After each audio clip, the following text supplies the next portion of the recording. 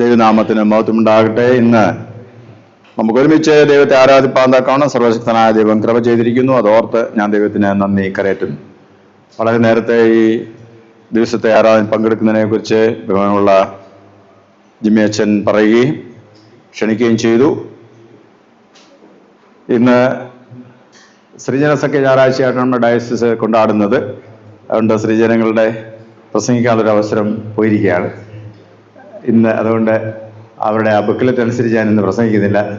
മറ്റേതെങ്കിലും ഒരു ദിവസം നിങ്ങൾ അതിനെ ക്രമീകരിച്ച് ആ പ്രസംഗം പറയാവുന്നതാണ് എന്നും കൂടെ ഓർപ്പിക്കട്ടെ. എങ്കിലും ശ്രീജന സഖ്യ അംഗങ്ങൾ ഇന്ന് ആരാധന വിവിധ ഭാഗങ്ങളിൽ പങ്കാളികളാകുന്നു എന്ന് കാണുന്നതിലും അതിയായ സന്തോഷം ഉണ്ട്.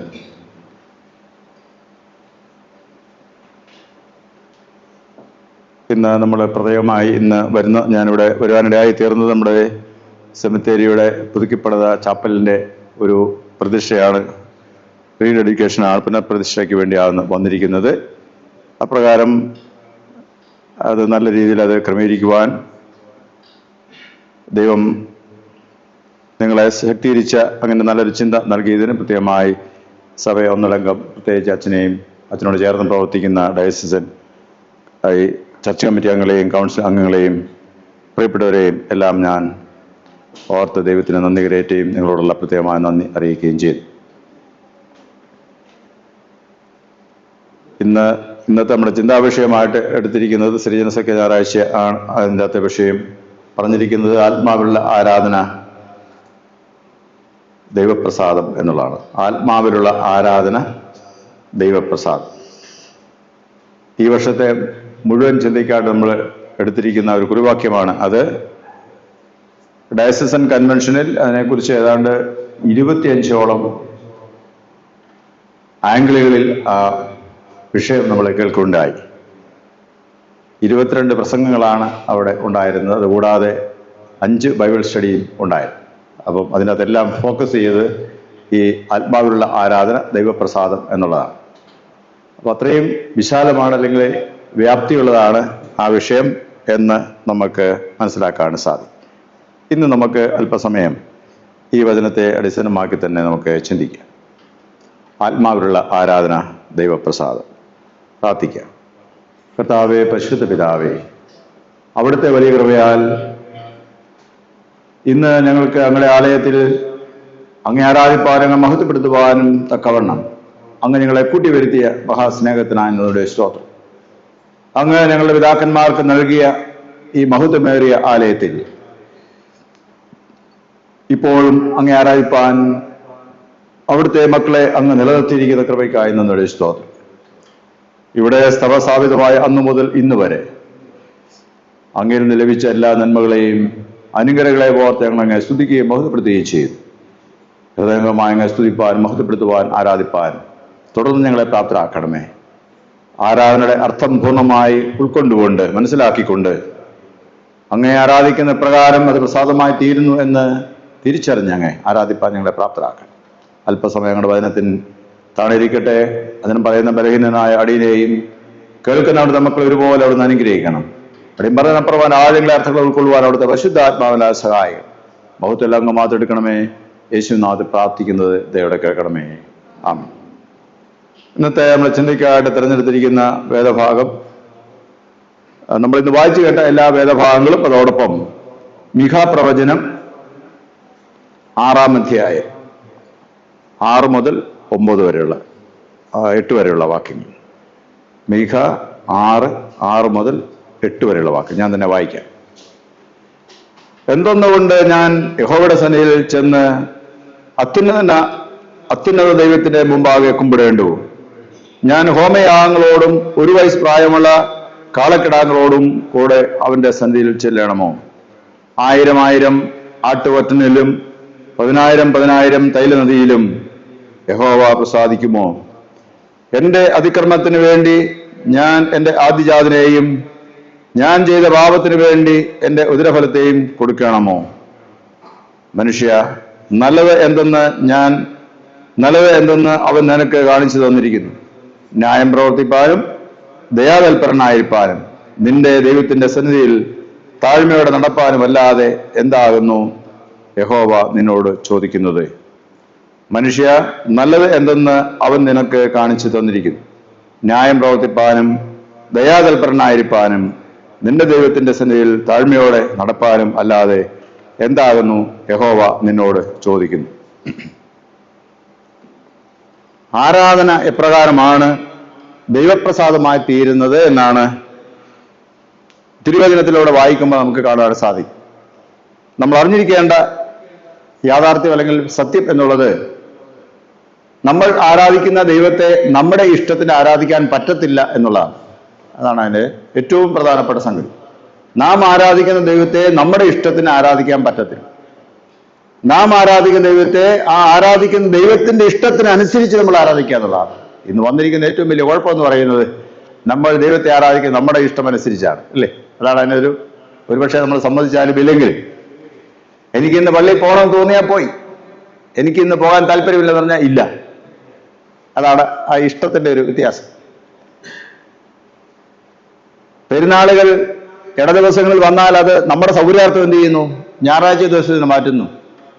അത് നമ്മുടെ ഇഷ്ടമാണ്. വേദഭാഗങ്ങൾ നമ്മൾ വായിക്കുന്നു, അത് കേൾക്കുന്നുണ്ടോയെന്നറിയത്തില്ല. പാടുന്നു, അത് നമ്മുടെ ചുണ്ടിൽ നിന്ന് മാത്രമേ വരുന്നുള്ളൂ.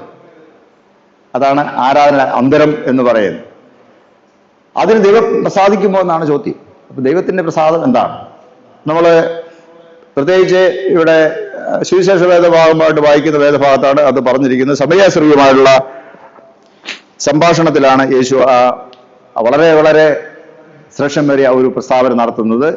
ദൈവം ആത്മാവാകുന്നു, അവനെ നമസ്കരിക്കുന്നവർ ആത്മാവിലും സത്യത്തിലും നമസ്കരിക്കണം. ഈ ഒരു വേദഭാഗം പറയാത്ത നമ്മുടെ CSI ആരാധനകൾ വളരെ കുറവാണ്.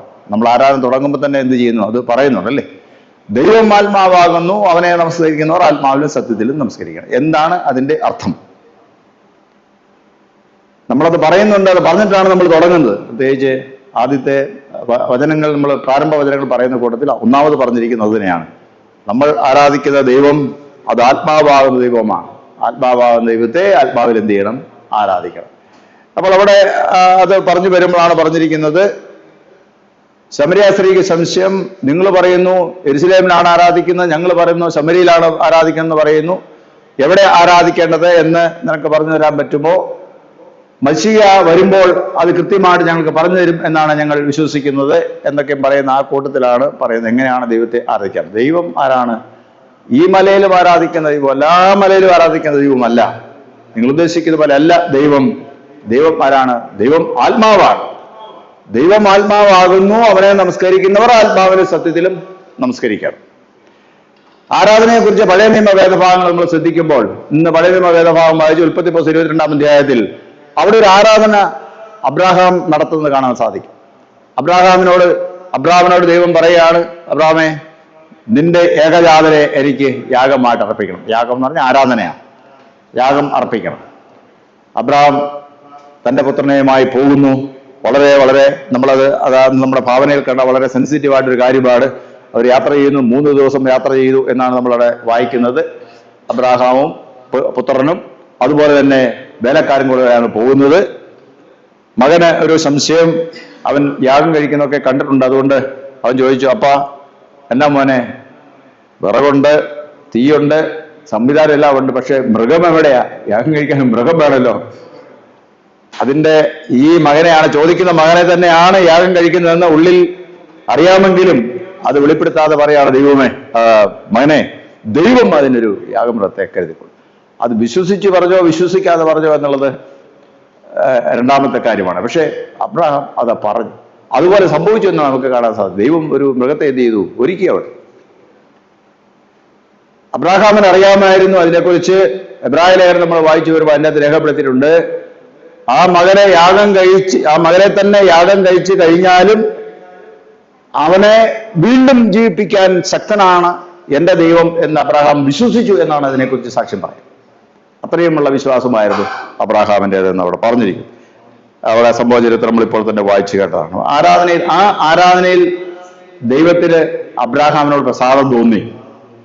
അവിടെ ദൂതൻ പറയുന്നുണ്ട്, നിന്റെ സ്വന്തം മകനെ, ഏകജാതനെ യാഗം കഴിപ്പാൻ അല്ലെങ്കിൽ ദൈവത്തിന് കൊടുക്കാൻ സമ്മതമായിരുന്നത് കൊടുത്തതുകൊണ്ട്, അതിന് മടികണക്കാതിരുന്നതുകൊണ്ട്, അനുസരിച്ചതുകൊണ്ട് നിന്നിൽ ഞാൻ പ്രസാദിച്ചിരിക്കുന്നു എന്ന് പറഞ്ഞു. പിന്നെ അനുഗ്രഹങ്ങൾ ആ വഴിയാണ് പോകുന്നത് എന്ന് നമുക്ക് കാണുവാൻ സാധിക്കും. അതിനെക്കുറിച്ച് തന്നെ വേദഭാഗങ്ങൾ, പഴയ പുതിയ വേദഭാഗങ്ങൾ വരുമ്പോൾ പറയുന്നുണ്ട്, അത് പ്രവൃത്തി കൊണ്ടാണ് എന്ത് ചെയ്ത്, ആ പ്രവൃത്തി വന്നു, അതുകൊണ്ട് ദൈവത്തിന് പ്രസാദമായി തീർന്നു. സംസാരമല്ല, പ്രവൃത്തിയിൽ വന്നപ്പോൾ അത് പ്രസാദമായി തീർന്നു എന്നും പറയുന്നുണ്ട്. പിന്നെ പഴയ നിയമ വേദഭാഗങ്ങളിൽ ആരാധനയെല്ലാം കേന്ദ്രീകരിച്ചിരിക്കുന്നത് യാഗങ്ങളുമായിട്ട് ബന്ധപ്പെട്ടാണ്. യാഗങ്ങൾ, പല രീതിയിലുള്ള യാഗങ്ങൾ ഉണ്ടായത് നമുക്ക് കാണാൻ സാധിക്കും.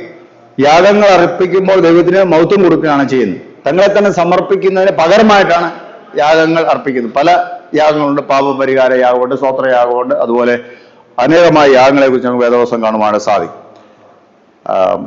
പാപപരിഹാര യാഗം എന്ന് പറയുന്നത്, ആ യാഗം കഴിക്കുമ്പോൾ ആ വ്യക്തി ആ മൃഗത്തിന്റെ തലമേൽ കൈവെക്കണം എന്നാണ്. കൈവച്ച് ആ മൃഗത്തെ യാഗം കഴിക്കുകയാണ്. അപ്പം ആ യാഗം കഴിക്കുന്ന ആൾക്ക് പകരമായിട്ട് ആ മൃഗം അവിടെ യാഗമായി തീരുകയാണ്. ആ മൃഗത്തിന്റെ രക്തം എന്ത് ചെയ്യുന്നു, അവിടെ ചൊരിയപ്പെടുകയാണ്. അപ്പോൾ ഈ മനുഷ്യന്റെ പാപം എല്ലാം തീർന്നു, അവൻ ശുദ്ധിയുള്ളവനായി തീർന്നു, പാപം അവിടെ ക്ഷമിക്കപ്പെടുന്നു.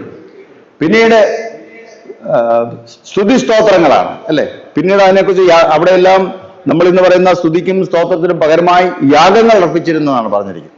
സങ്കീർത്തനക്കാരൻ പറഞ്ഞിരിക്കുന്നു, സ്തോത്രം എന്ന യാഗം അർപ്പിക്കുന്നതിനെ മഹത്വപ്പെടുത്തുക. രണ്ട് ആംഗിളിൽ അതിനെ നമുക്ക് ചിന്തിക്കാം. പഴയ നിയമ വേദഭാഗങ്ങൾ വായിക്കുമ്പോൾ അവിടെ സ്തോത്രത്തിന് വേണ്ടി ഇന്നത് സ്തോത്രയാഗം എന്ന് പറഞ്ഞ് ഒരു യാഗക്രമം അവിടെ ഉണ്ട്. പക്ഷേ ഇവിടെ സങ്കീർത്തനക്കാരൻ പറയുന്നു, അതിരത്തിലൂടെ ദൈവത്തെ മഹത്വപ്പെടുത്തുന്നതാണ്. സ്തോത്രം എന്ന യാഗം അർപ്പിക്കുന്നവൻ, സ്തോത്രം നമ്മൾ അതിരത്തിലൂടെയാണ് പറയുന്നത്, നമ്മൾ വായുകൊണ്ട് പറയാറില്ല. നമ്മൾ എത്ര പേര് അങ്ങനെയാണെങ്കിൽ ആ ഒരു യാഗം കഴിക്കുന്നുണ്ട് എന്ന് ചിന്തിക്കും. ഏത് സ്തോത്രയാഗം നമ്മൾ കഴിക്കുന്നുണ്ട്. നമ്മൾ സാധാരണ വരുമ്പോൾ നമ്മൾ വിവാഹ വാർഷികത്തിനോ സ്നാനത്തിനോ പിറന്നാളിനൊക്കെയാണ് നമ്മൾ വരുന്നത് സ്തോത്ര പ്രാർത്ഥന അല്ലേ. അല്ലാതെ നമ്മൾ ഒരു സ്തോത്രം എന്ന് പറയാറില്ല. ഒരുപക്ഷെ നമ്മുടെ പഠിപ്പിക്കലിൻ്റെ ഒരു കുഴപ്പമായിരിക്കാം അത്. എന്നാലും വേദവസം പറഞ്ഞിരിക്കുന്നു, സ്തോത്രം എന്ന യാഗം അർപ്പിക്കുന്നതിനെ മഹത്വപ്പെടുത്തുന്നു. നമ്മൾ ദൈവത്തെ സ്തുതിക്കുന്നില്ലെങ്കിൽ, സ്തോത്രം ചെയ്യുന്നില്ലെങ്കിൽ നമ്മൾ എന്ത് ചെയ്യുന്നില്ല, ദൈവത്തെ മഹത്വപ്പെടുത്തുന്നില്ല എന്ന് തന്നെയാണ് എൻ്റെ അർത്ഥം.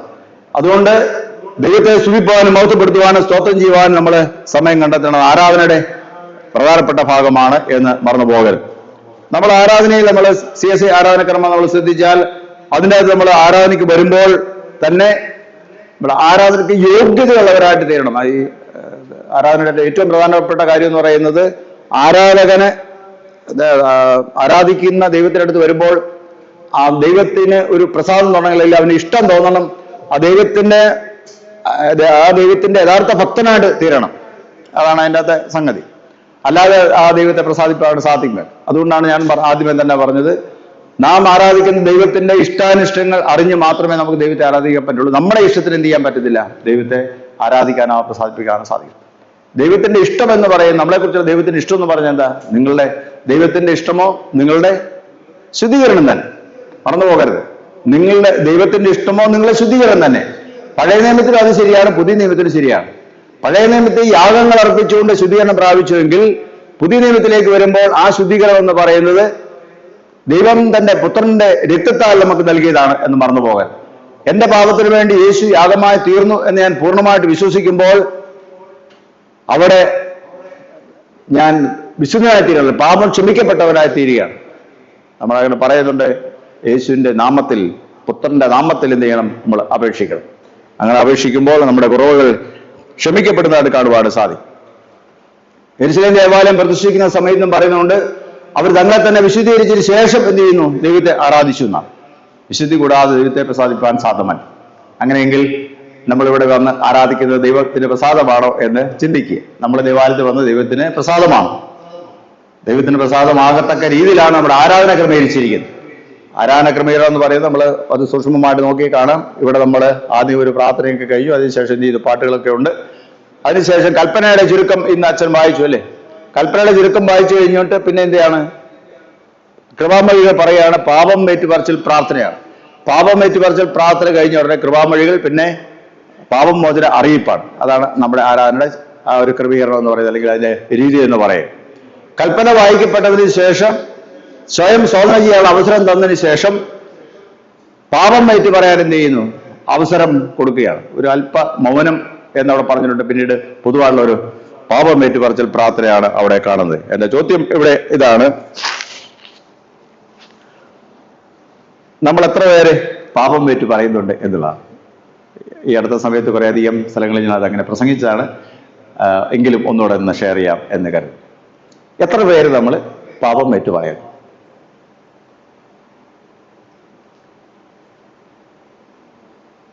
പാപം ഏറ്റു പറയാതെ നമുക്ക് തുടർന്ന് ആരാധിക്കാനായിട്ട് പറ്റുമോ? അല്ലെങ്കിൽ പാപം നമ്മുടെ ഉള്ളിൽ വെച്ചുകൊണ്ട് പാപത്തെ ഇഷ്ടപ്പെടാത്ത ദൈവത്തെ നമുക്ക് ആരാധിക്കാൻ പറ്റുമോ? ദൈവവും നാമം തമ്മിലുള്ള ബന്ധത്തിന് വിഘാതം ഉണ്ടാക്കുന്നത്, ബന്ധം അറ്റുപോകുമാറാക്കുന്നത്, ബന്ധം വിച്ഛേദിക്കുന്നത്, ദൈവത്തിന് നമ്മളെ ഇഷ്ടമില്ലാത്തവരാക്കി തീർക്കുന്നത് പാപമാണ്. അങ്ങനെയെങ്കിൽ ആ പാപത്തോടുകൂടെ നമുക്ക് ദൈവത്തെ ആരാധിച്ച് ദൈവപ്രസാദം നമുക്ക് നേടുവാനായിട്ട് പറ്റുമോ? എല്ലാവരും ഇവിടെ തന്നെ ഉണ്ടല്ലോ, അങ്ങനെ പറ്റുമോ? കഴിഞ്ഞ പ്രാവശ്യം ഞാൻ ഒന്ന് രണ്ടിടത്ത് പറഞ്ഞതാണ്, ഒരു ആരാധനയിൽ ഇങ്ങനെ ചോദിച്ചു, ഇന്ന് ആരെല്ലാം പാപം ഏറ്റു, പ്രാർത്ഥനയ്ക്ക് ശേഷമാണ് ആരെല്ലാം പാപം ഏറ്റു പറഞ്ഞു എന്ന് ചോദിച്ചു. 100-200 ആളുകൾ ഉണ്ടായിരുന്ന ആ ആരാധന ഒരാൾ മാത്രമാണ് പറഞ്ഞ് ഞാൻ പാപം ഏറ്റു പറഞ്ഞു. ചോദ്യം ഇതാണ്, പാപം ഏറ്റു പറയാതെ വീണ്ടും നമ്മൾ എന്ത് ചെയ്യാണ്? അതിന്റെ തുടർന്ന് പോകുന്നത് കമ്മ്യൂണിയൻ സർവീസാണ് അല്ലേ? പ്രസംഗം എല്ലാം കഴിഞ്ഞ് കമ്മ്യൂണിയൻ സർവീസാണ്. വിശുദ്ധ വസ്തുക്കളെ നമ്മൾ എന്ത് ചെയ്യാണ്? സ്വീകരിക്കാൻ പോവുകയാണ്. കൃത്യമായിട്ടും പറഞ്ഞുകൊണ്ട് സ്വയം ശോധന ചെയ്യാതെ എന്ത് ചെയ്യരുത്?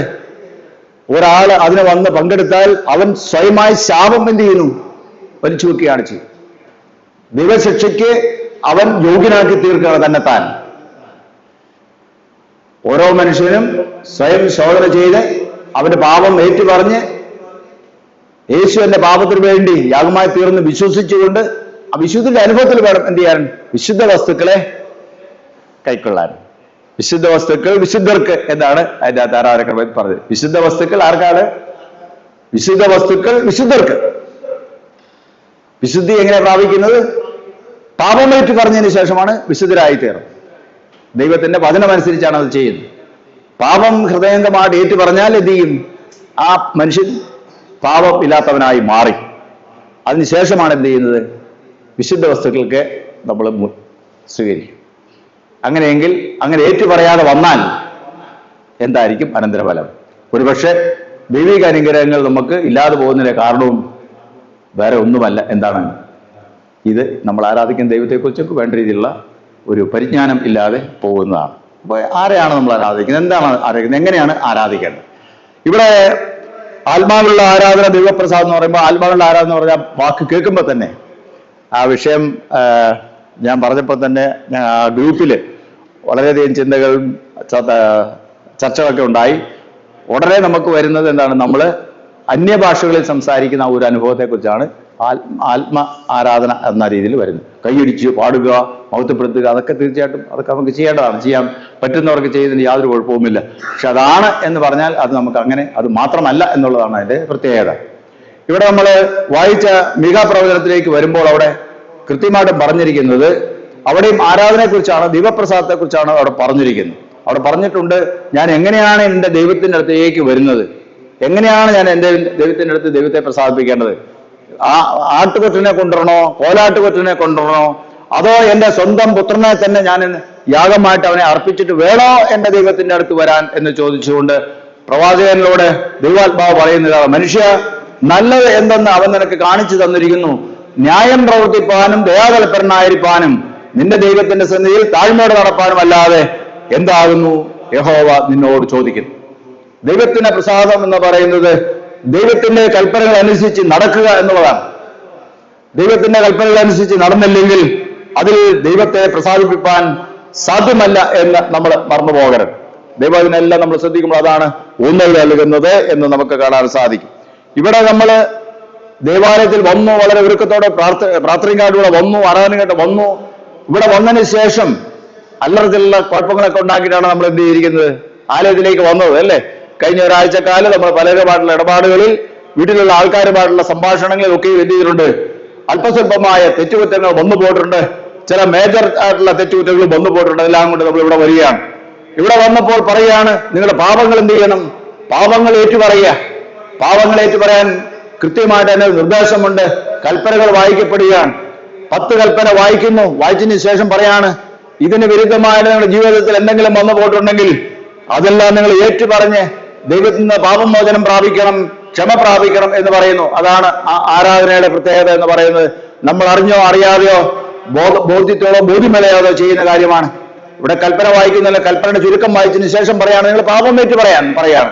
ജനത്തോട് പറയണമെന്ന് പാപം ഏറ്റു പറയുക. ദൈവത്തിന്റെ കൽപ്പന ഇങ്ങനെ പറഞ്ഞിരിക്കുന്നു. ഇതിന് വിരുദ്ധമായിട്ട് നിങ്ങൾ വന്നു പോയിട്ടുള്ള കാര്യങ്ങളെല്ലാം നിങ്ങൾ ഏറ്റുപറയണം. ഏറ്റുപറഞ്ഞാൽ ക്ഷമ ഉണ്ട് എന്ന് വചനം അസന്നിഗ്ധന്മാരോട് പറയുന്നു.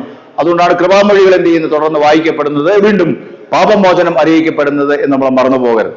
ഹൃദയംഗമായി പാപങ്ങളെ കുറവായി ഏറ്റു പറഞ്ഞാൽ ദൈവം അത് ക്ഷമിക്കും. അല്ലെ, ഉദാഹരണം പറഞ്ഞു കഴിഞ്ഞാൽ ഒരു കൽപ്പനയാണ് അപ്പനെ അമ്മയെ ബഹുമാനിക്കുക. അത് വായിച്ചതിന് ശേഷമാണ് പറയുന്നത് പാപം ഏറ്റു പറയണം.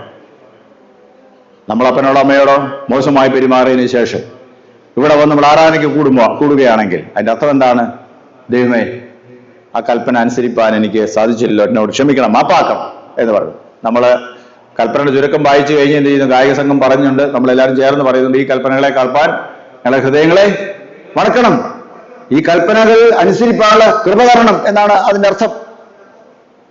എത്ര പേരെ ശ്രദ്ധിക്കുന്നു, ശ്രദ്ധയോടെ പറയുന്നു?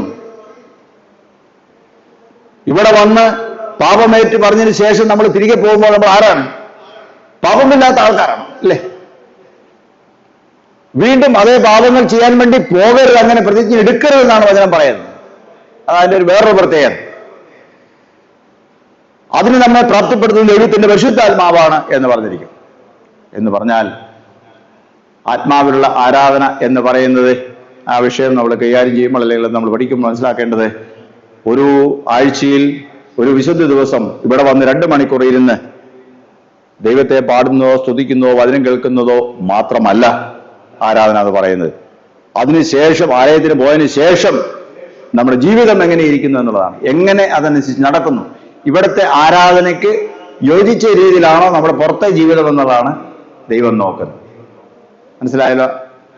ഇവിടുത്തെ ആരാധന എന്ന് പറയുന്നത് തത്വങ്ങളാണ്, അല്ലെങ്കിൽ പ്രിൻസിപ്പിളാണ്.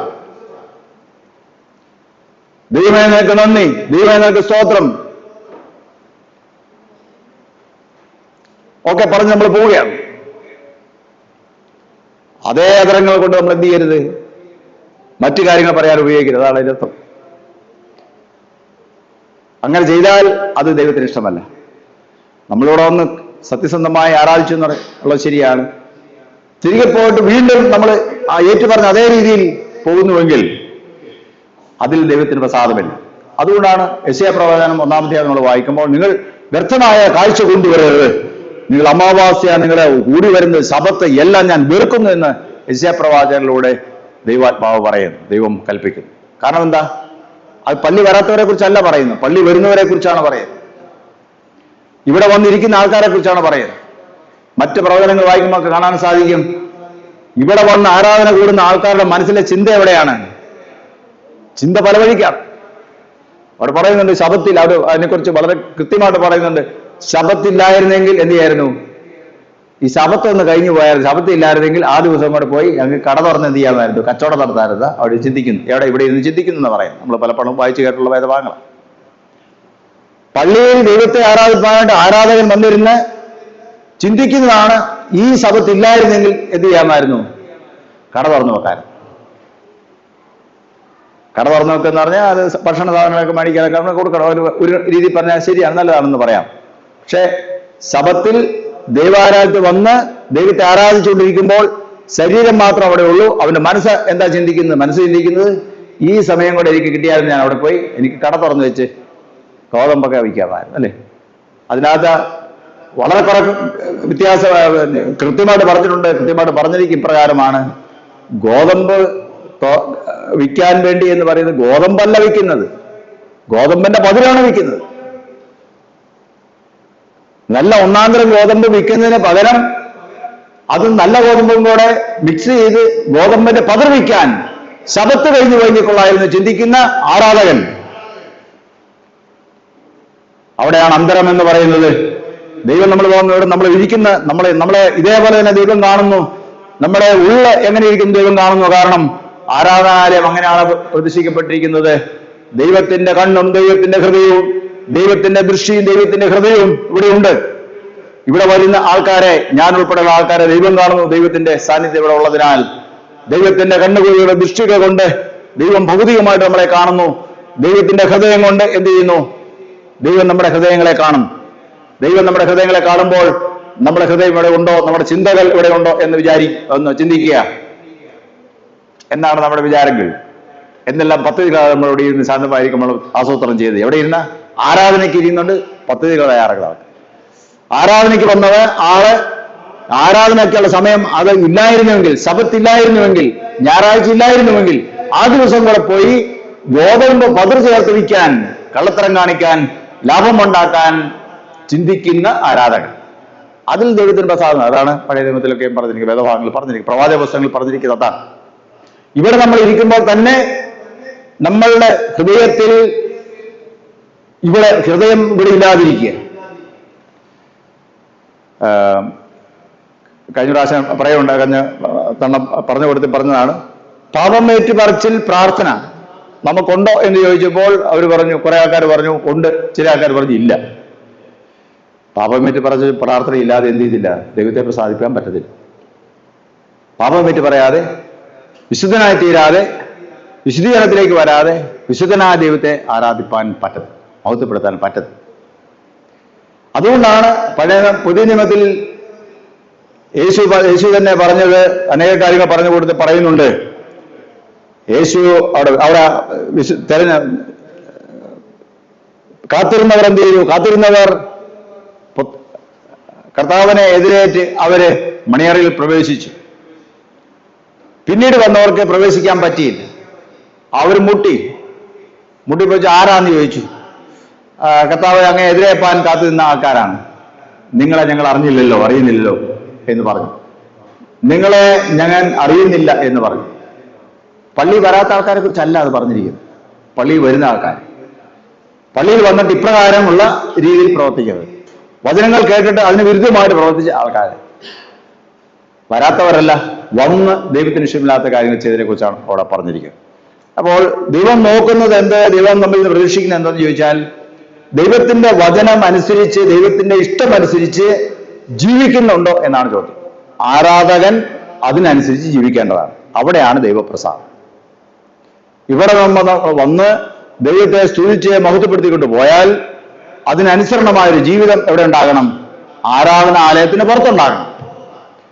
ഇവിടെ നമ്മൾ പാപങ്ങൾ ഏറ്റു പറഞ്ഞതിന് ശേഷം ഈ ആരാധനാലയത്തിന്റെ വാതിൽ കടന്ന് നമ്മൾ പുറത്തേക്ക് പോകുമ്പോൾ ആ ഒരു പാപമേറ്റു പറച്ചിലിന്റെ ഒരു സ്വഭാവം തുറന്നുള്ള നമ്മുടെ നാളുകളുടെ ജീവിതത്തിൽ തെളിവാകണം എന്നുള്ളത്. ദൈവഭയം ഉണ്ടായിരിക്കണം എന്ന് തന്നെയാണ് അർത്ഥം. അവിടെയാണ് ദൈവപ്രസാദം. ഇല്ലെങ്കിൽ ദൈവം പ്രസാദിക്കുകയില്ല. ഇവിടെ വന്ന് ഹൃദയവുമായി ദൈവത്തെ ആരാധിച്ച് ഏകാഗ്രമായി ആരാധിച്ച് മഹത്വപ്പെടുത്തിയതിനു ശേഷം ആ ജീവിത അവസ്ഥ പുറമേയുള്ള നമ്മുടെ ജീവിതത്തിൽ തെളിയിക്കാൻ പറ്റുന്നില്ലെങ്കിൽ, തെളിവായി വരുന്നില്ല എങ്കിൽ അതിൽ ദൈവത്തെ പ്രസാദിപ്പാൻ സാധ്യമല്ല. ഉദാഹരണങ്ങൾ പറയാം. ഇവിടെ വന്ന് ആരാധനയ്ക്ക് ശേഷം ഒരു മദ്യപാനി എന്ന് വിചാരിക്കുക, എളുപ്പമെന്ന് പറയാം, ഒരു ലഹരി വസ്തു ഉപയോഗിക്കുന്ന ആള് ഇവിടെ വന്ന് പ്രാർത്ഥിച്ചു, അത് തെറ്റിപ്പോയി എന്ന് പറഞ്ഞിട്ട് തിരികെ പോയി വീണ്ടും ഷാപ്പിൽ പോവുകയോ ലഹരി വസ്തു ഉപയോഗിക്കുകയോ ചെയ്താൽ അവനിൽ ദൈവത്തിന് പ്രസാദമില്ല. ഇവിടെ വന്ന് വഴക്കുണ്ടാക്കിയ കാര്യങ്ങൾ പറഞ്ഞ്, വീട്ടിൽ വഴക്കുണ്ടാക്കിയ കാര്യങ്ങൾ പറഞ്ഞ് അത് ഏറ്റു പറഞ്ഞതിന് ശേഷം വീണ്ടും പുറത്തേക്ക് പോയിട്ട് അതേ തെറ്റാവർത്തിച്ചാൽ അവനിൽ അല്ലെങ്കിൽ അവളിൽ ദൈവത്തിന് പ്രസാദമില്ല.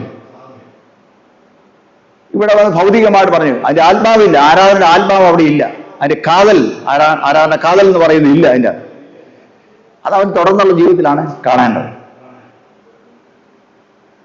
ഏതാണ്ട് അതിന്റെ അർത്ഥം നിങ്ങൾക്ക് മനസ്സിലായി കാണും എന്ന് വിചാരിക്കുക. അതുകൊണ്ട് നമ്മൾ വളരെ മറ്റാരെയും കാണിക്കാൻ വേണ്ടിയല്ല, ഇവിടെ വരിക, വളരെ പ്രാർത്ഥനാപൂർവ്വം എന്ത് ചെയ്യുക, വരിക, ദൈവത്തെ പാടുക, സ്തുതിക്കുക, മഹത്വപ്പെടുത്തുക. ഒരു പാട്ട് പാടുമ്പോൾ അതെന്താണ് അതിന്റെ അർത്ഥം എന്ന് എന്ത് ചെയ്യുക, നമ്മൾ ചിന്തിക്കുക.